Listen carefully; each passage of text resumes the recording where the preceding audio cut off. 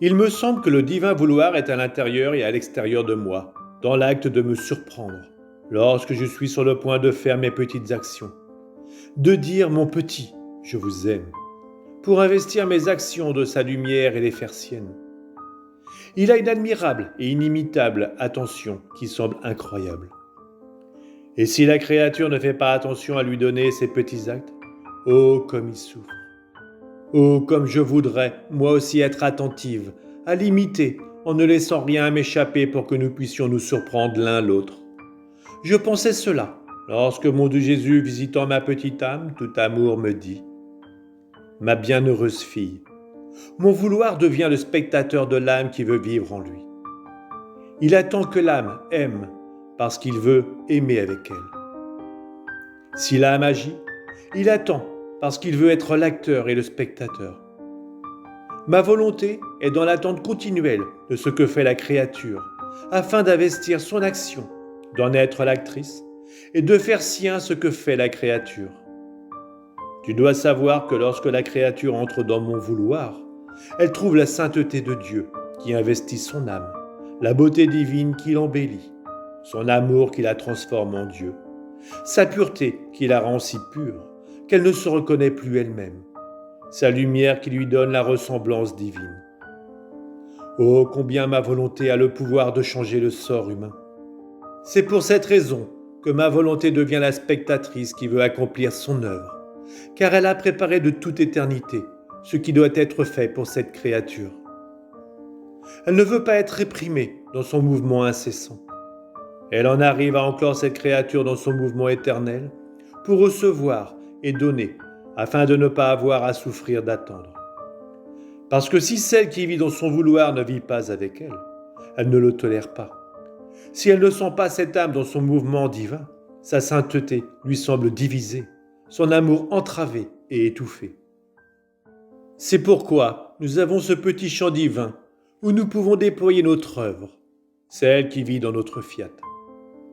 Notre volonté nous administre les matériaux adaptables pour nous faire réaliser les plus belles œuvres. Car lorsque nous voulons travailler dans le petit champ de l'âme, nous voulons y trouver le matériau de notre sainteté, parce que nous ne mettons jamais nos saintes mains dans la boue humaine. Pour accomplir nos plus belles œuvres, nous voulons trouver notre pureté qui nous attire, notre beauté qui nous ravit, notre amour qui s'impose à nous pour nous faire opérer.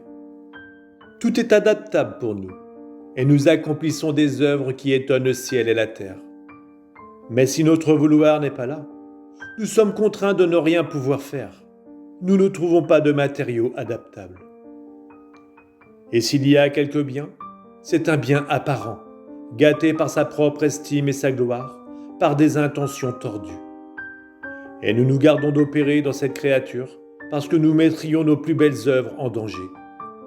Nous commençons d'abord par nous mettre en sûreté, puis nous opérons. Tu dois savoir que plus la créature accomplit d'actes dans notre vouloir, plus elle entre en Dieu. Plus nous agrandissons le petit champ dans notre sein divin, plus nous pouvons accomplir de belles œuvres, et plus nous pouvons donner ce qui est à nous. La créature se trouve ainsi toujours dans l'acte croissant de notre vie divine. Notre amour aime tellement la créature. Il la porte dans nos bras et nous fait dire continuellement « Nous te laissons à notre image et à notre ressemblance ». Et notre amour nous fait élever la créature avec notre souffle divin, notre sainteté, notre puissance et notre bonté. Nous la regardons et nous voyons notre reflet, notre sagesse et notre beauté enchanteresse. Comment est-il possible d'être sans cette créature si nous sommes liés par nos prérogatives divines? Si elle possède nos choses, c'est pour nous aimer. Et afin de payer ses dettes pour tout ce que nous lui avons donné, elle nous donne continuellement ce que nous lui avons donné.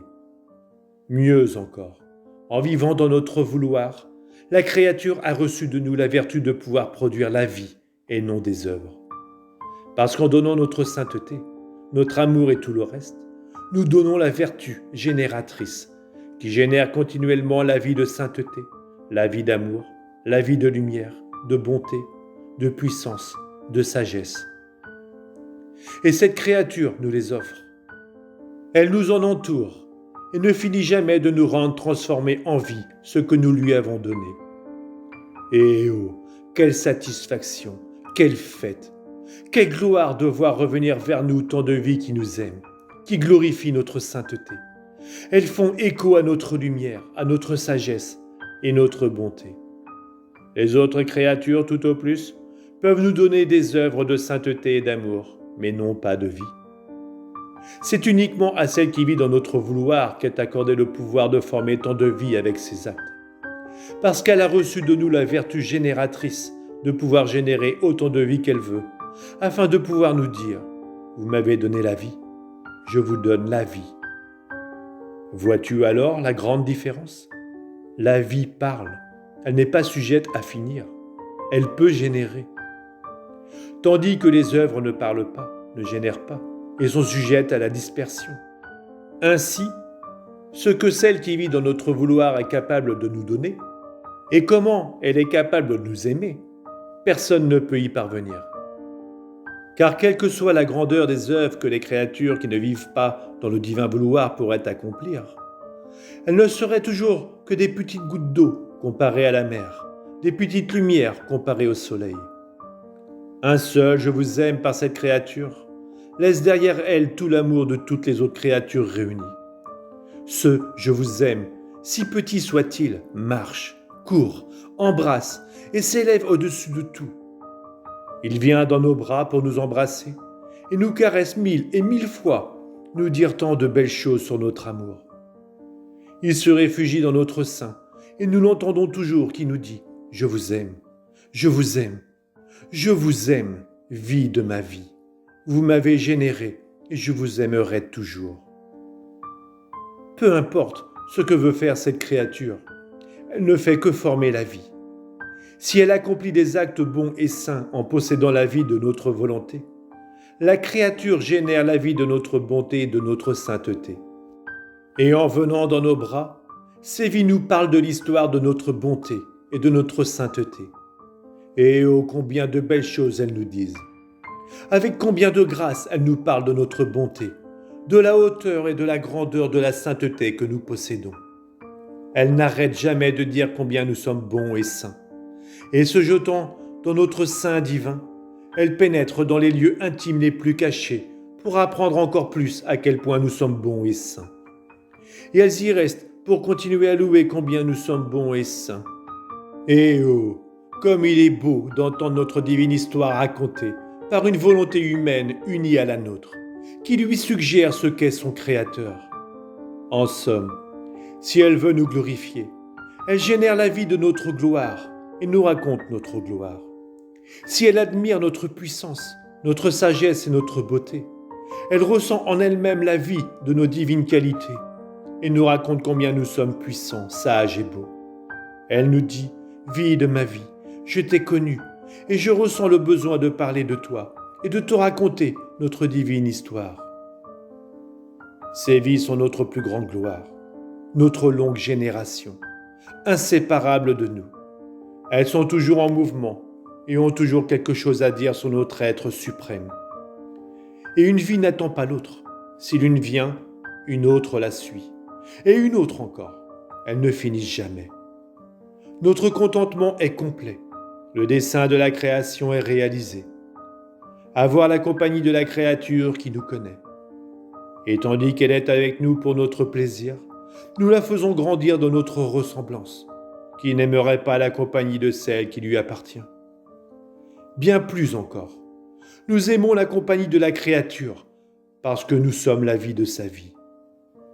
Aussi notre douleur fut immense, lorsqu'Adam, notre premier fils, sortit de notre vouloir pour faire sa volonté. Le pauvre perdit la vertu génératrice de générer des vies divines avec ses actes. Tout au plus pouvait-il encore faire des œuvres, mais non des vies. Uni à notre vouloir, il avait la vertu divine en son pouvoir, et elle pouvait former autant de vies qu'il voulait avec ses actes.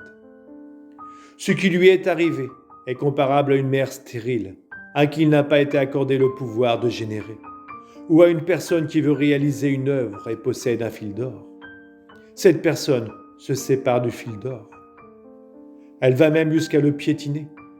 Ce fil d'or rejeté, c'est ma volonté, comme vie qui a été remplacée par le fil de sa volonté, que l'on peut appeler un fil de fer. Pauvre Adam. Il ne pouvait plus accomplir des œuvres en or, revêtu par le soleil étincelant de mon vouloir. Il devait se contenter de réaliser des œuvres en fer, et même de sales œuvres pleines de passion. Le sort d'Adam a subi un tel changement qu'il en était presque méconnaissable. Il descendit dans des abîmes de misère. La force et la lumière n'étaient plus en son pouvoir. Avant le péché, dans tous ses actes, notre image et notre ressemblance grandissaient en lui, parce que c'était une tâche que nous assumions dans l'acte de sa création, et parce que nous voulions maintenir notre tâche, maintenir en vigueur notre parole créatrice à travers ses propres actes, le garder toujours avec nous et être en communication continuelle avec lui. C'est pourquoi notre souffrance était grande. Si dans notre omniscience il n'était pas apparu que notre volonté allait régner comme vie dans les siècles à venir, ce qui était comme un baume sur notre intense souffrance, en raison de notre douleur, nous aurions réduit à rien toute la création. Car si notre volonté ne règne pas, la création n'est plus pour nous d'aucune utilité. Elle ne servait plus que la créature, alors que nous avions créé toutes choses pour qu'elles nous servent, nous et elle.